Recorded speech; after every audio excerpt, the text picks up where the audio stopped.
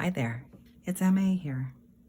And today I'm going to do a VR to the hashtag 8 pen questions that was started by Simona and Leanne at Seemownay and Lianelikes. So my channel is primarily focused on tarot and sometimes some magical practice. So if you're one of the people who usually watches my video, you may be saying, what on earth is this pen nonsense?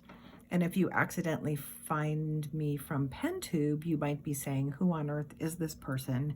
So I'm hoping that maybe this is a way to cross-introduce pentube and tarotube because there are a lot of folks on tarotube that have made videos about pens. There's a lot of interest in this community in the pens. I'm not sure if everyone watches pentube channels or not, and I only recently started watching pentube videos maybe about 6 months ago, and it's been really educational. I'm a little shy about leaving comments sometimes, but I'm watching a lot of your videos, and as someone who's been using fountain pens for about 6 years, but not really I don't know, in a more, I guess, utilitarian way, and kind of just starting to explore a little more, I just wanted to put this out there. So let's get going. Okay, the first question is, when and how did the pen thing begin? Well, 6 years ago, my pen anniversary, I can tell from my Amazon orders, will be about April 25th, will be 6 years. I do a lot of writing, and I was having a lot of issues with hand pain and cramp, especially if I'm writing really fast or for multiple pages at a time. And I remembered that in the early 90s, probably like 1991, I was working in Europe and I had bought, I guess what was a student pen in a German department store. I only remember that, I remember the colors blue and yellow, but it definitely wasn't that current Pelican. It wasn't the twist pen. I lost the pen. And also once I got back to the States, I realized that cartridges weren't being sold by the bucket full in every department store. So I kind of lost track of fountain pens, but I had the memory of that fountain pen. So I found on Amazon a Safari set that was the blue Safari with a bottle of ink and the converter, the ink that has the blotting paper built on. So I decided to give this a shot. So this is my 6-year-old pen that looks like the day I got it. And as soon as I started writing with it, it was a whole different experience for me. I could really just write for longer periods of time, not have the discomfort. And that was really the main focus of getting into the pens at all. And I will say I haven't really treated this as a hobby or a collection at all. These are my tools, and I've only just started getting a little naughty with bringing in a few more tools than I actually really need, even just for the pleasure of them. So yeah, that was my pen start, and I really haven't looked back. I haven't bought a ballpoint pen in years. I probably have one around the house if I have to mail something, but I'm going to make some alterations to how I'm using my pen, so I don't even need it for that anymore. So that's my pen situation. So as far as ink goes, the first pen I got came with the Lamy Blue. It was fine. I wasn't really thinking about ink at the moment. I was thinking in terms of ballpoint pens where you get a blue pen or a black pen, or maybe if you're feeling really crazy, you get a purple gel pen. So I didn't really put a lot of thought into the ink. I just kept using that Lamy Blue. I wasn't really wild about it, but it didn't matter. Then I started to look a little harder. I don't remember where I looked. I know I found jet pens pretty early on, and the first ink that I bought in a bottle of the Lamy was the Urban Poussière de Lune, and I used this ink for years. I really did. Like, I wrote through a whole bottle. This is a different color, but I wrote through a whole bottle of this color and a whole bottle of this Vert Degree. And those are the only 2 times that I've emptied 30 ml bottles, was these Urban lines. And maybe I just should have stuck with that. I did start branching out. I brought in a few diamines, and I will say what started happening, and I'll talk about this in the next question, is once I started watching Pentube and I started looking at swatches, I started to go, I don't know, I started to go down the rabbit hole, kind of forgetting that the way the ink blobs look on the page has nothing to do with the writing experience. And I just flashed this, I bought a new full 10 mil of my old standby, and I think I'm going back to focus more on performance. After a lull, after an interim period of kind of chasing experiences, I'm really going back to performance. So I think I've made a bit of a circle with my go-to inks. Yeah, so that's that. And how the ink and pen tastes have changed over time. Well, the first Lamy that I bought was a medium nib, and I think it became quickly evident to me that was a little too wet for me, and I tend to write kind of small. I don't have the best handwriting. I don't produce pretty pages. I'm not creating beautiful journal entries or pages. I'm really utilitarianly filling many a notebook, and this was just too broad a stroke for me, so I did switch to fine and extra fines really quickly. I was in a class and someone had a TWSBI, so this is not my first TWSBI. My first TWSBI had a fatality where I dropped it on a hardwood floor and the barrel cracked, so ink would leak. But I quickly moved to the TWSBI, and this has been something that I've written with more widely than the Lamys for years, 4, 5, 6 years. Yeah, I just kept using these exclusively. Then I started to play around a little bit and experiment without any knowledge. So pen mistakes were made in terms of if I thought I needed a new pen, I'd just buy a different color of a pen I already had. I wasn't really learning anything. And now that I've started to get a little more educated, I've branched out a little bit.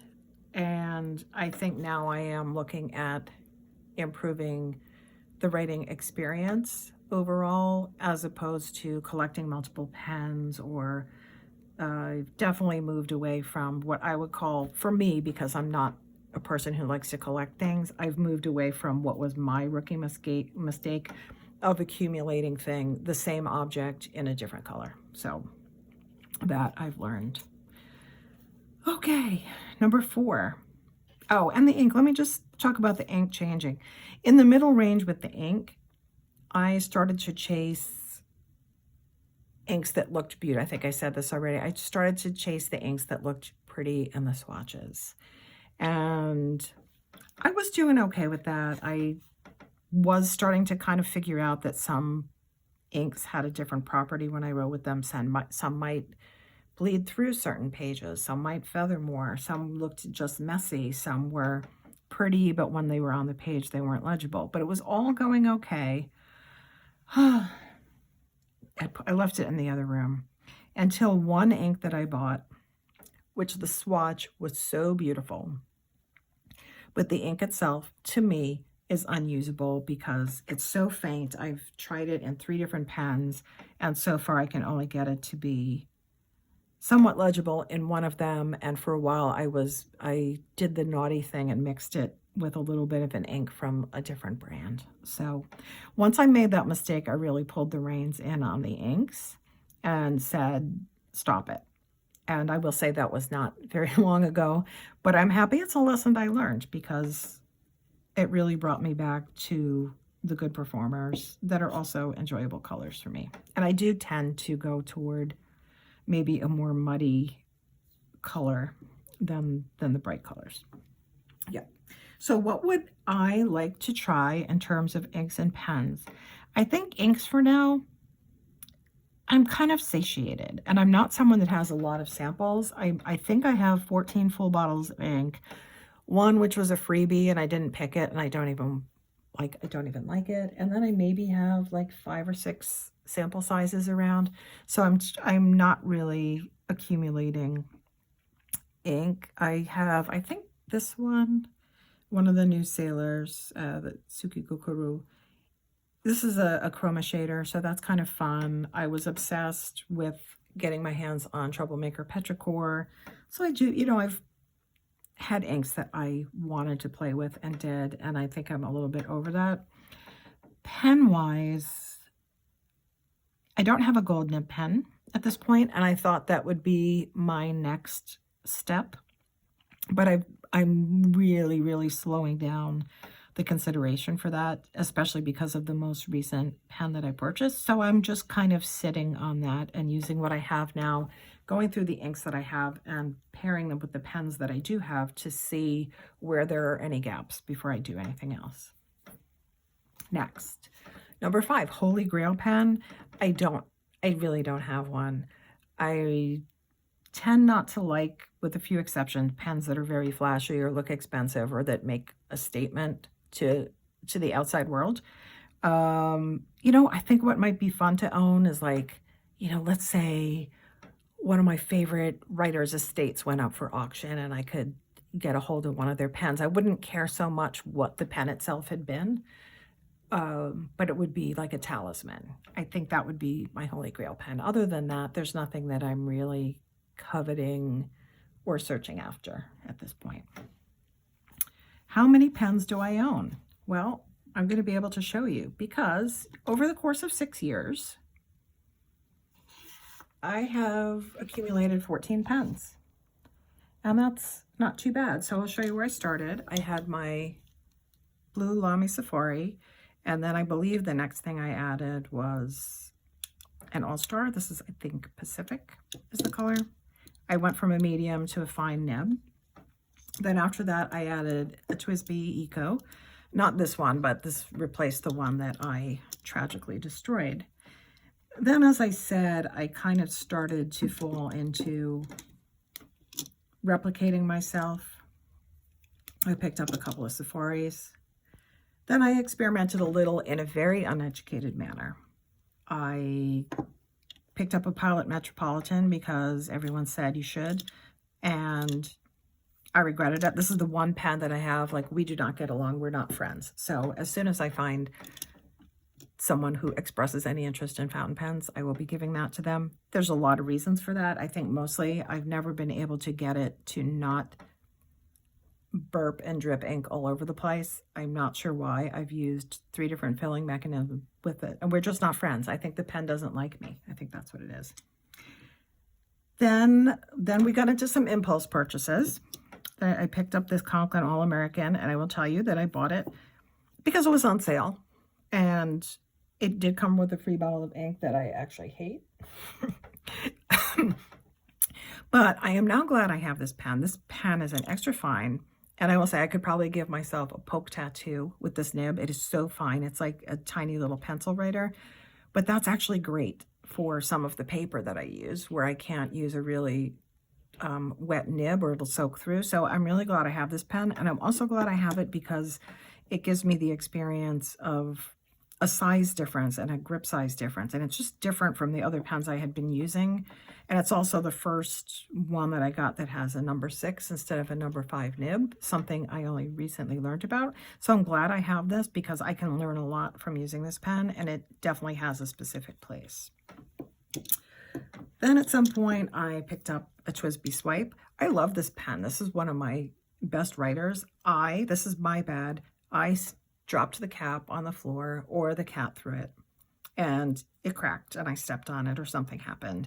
So I have it washi taped together. Luckily it's got an inner seal, so the cap still functions. Yeah, this is a great pen. It's a little light. You know, it's not the most luxurious feel in my hand, but it writes great. This is one I throw in my bag when I'm leaving the house. I, at some point, picked up yet another All-Star. You know, why? Well, you know, again, repeat customer. I didn't really need that many Lamies, but here we are. Then I started to branch out a tiny bit. I picked up a Cavego Sport. I bought this in a broad nib. I don't have a broad nib. I think what I'm going to end up designating this for is I'm going to put a permanent black in it and keep it, I will keep it in my kitchen because that's a wet environment. And I learned from experience that when I write down a recipe with fountain pen and then bring it in my kitchen, that's the last day that that piece of writing is usable. So we got that. Then I did get a Lamy Studio. And I will say I love this pen. I know it's a little bit divisive because of this metal section. I don't have a problem with that whatsoever. I think there's something about the weight, and I've heard people say that it's possible that as Lamy kind of goes up in price, that they may pay a little better attention to the quality control on the nibs. And I find that the writing experience with this is a lot better than a couple of my Safaris. Maybe it's the weight of the pen is helping. Yeah, so this, I love this pen. I write with this all the time. I use diamine chocolate brown in it, and yeah, that's like a go-to working pen. Then I got a little wacky. And one of these things is not like the other. I said I don't usually like flashy pens that bring attention to themselves. Well, here's the exception. I got this Bennu from, who was it? Gold Spot, I think. This was a Gold Spot exclusive. The Ice and Snow. It was a great deal. And it was I did want to try a Bennu, and it was a great deal. And I'm glad I got it. Again, this is a number 6 nib. This is my only other number 6 nib. And I think it's probably my largest pen. I don't post, except for the Kaweco. I really don't post my pens. So yeah, I'm really enjoying writing with this one. I haven't really found the perfect ink. I was using Emerald of Chivor in it, and that actually worked out great. But I'm not really attracted to buying a whole bottle of that ink. So yeah, loving this one. And then right when I had told myself I wasn't going to buy any repeat pens, TWSBI came out with the saffron, and I did buy it just because it was the Eco Tea, a little bit different. I like the color, and I always have my TWSBI filled and available. And I will say, in my house, so, you know, like I said, this is going to be my kitchen pen. Then I have a small bag where I put usually 2 pens that I'm going to bring when I'm going to work. Then I have a nightstand pen, then I have a computer desk pen, and then I have my tarot reading table and table where I do a lot of my creative writing, and that's where I keep like a Sinclair, a Rickshaw Sinclair with all the rest of my inked pens in it. So I do have my inks. I probably ink 7 or 8 pens at a time, and I kind of keep them distributed throughout the house. Okay, so that was my second to last pen. Then, after much consideration about what my next pen was going to be, and this is why I say I thought Gold Nib would be next, but then something else happened. Then I tried a Franklin Christoph. This is the 55 Franklin Christoph in the black with Cathedral. This is one of their smaller pens. It's a size 5 nib. And as I was considering which of their pens to get, I did note that most of the pens I've been writing with are 5s. So I decided to go with the smaller nib just to practice with that more and to use my number 6 nibs more before I make an investment in another pen with a larger nib. And as soon as I inked this, the first ink I put in it was Diamine Sherwood Green. As soon as I started writing with this, I was a little bit floored.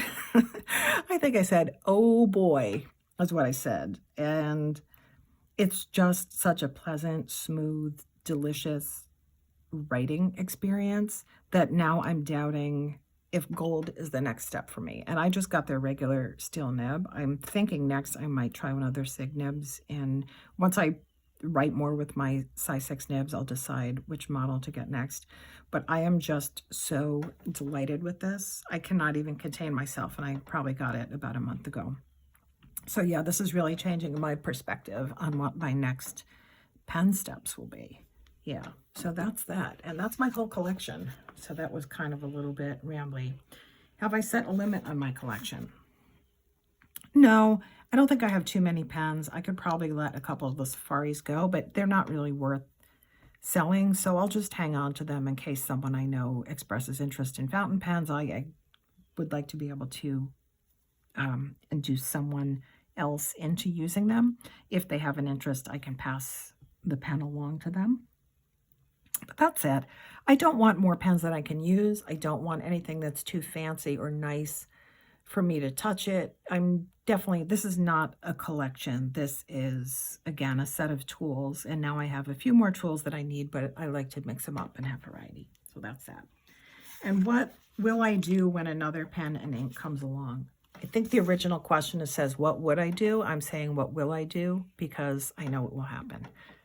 So I think for ink and what I've been doing, because I get tempted by ink all the time, more so than pens. When an ink tempts me, I go back to my stash and I look at what I have. And there are a few of them. I think I said I don't have a ton. I think I have about 14 full bottles or 13 full bottles. I look at what I have. Now, I have one red ink. I have Dominant Industry, what's called Romania Red.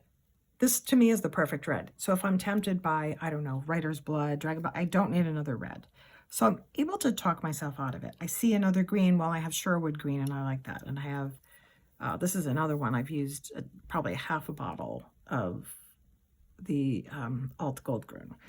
So once I start to look at what I have a teal blue. I have a regular blue. I have a blue black. I have a chroma shading.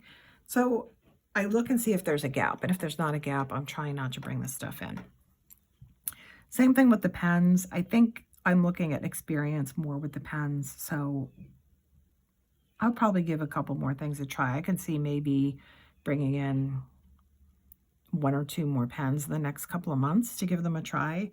Again, 14 over 6 years, I think that's pretty good, and I have not really dramatically accelerated that. Yeah, so that's my pen stuff. I'm really enjoying watching PenTube channels. I still watch all the ink swatching, even though I'm pulling myself in from actually buying the inks. I find it I think that's why I started watching PenTube and watching the ink swatching channels. It's really, really soothing and calming for me to watch the ink blobs and the writing samples. So that's what got me into it. So that's that. And thanks for watching. Bye.